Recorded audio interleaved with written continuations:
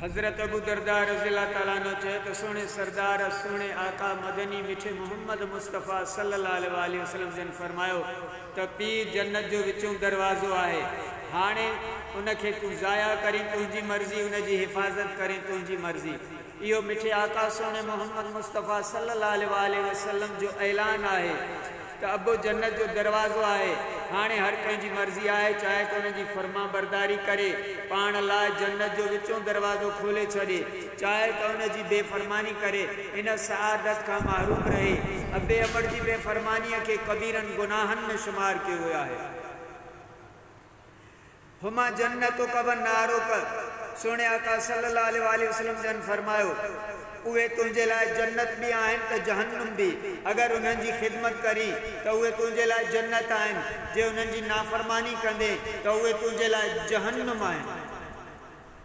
P माँ की खिदमत जा तमाम घणो ताकीद थियल है। इन खिदमत जो तमाम घणी ताकीद थियल है। पी माँ की खिदमत कयो ऐं पी माँ की नाफरमानी न कयो, पी माँ सां कावड़ न कयो, पी माँ सां जोश न कयो, पी माँ की सब्र सां ॻाल्हि ॿुधो जीअं तव्हां सां नंढे लाइ उहे सब्र सां ॿुधंदा ऐं तव्हांजे तोतले आवाज़ में थी करे तव्हां सां प्यार ॾेई ॻाल्हाइनि था पंहिंजा पी माँ।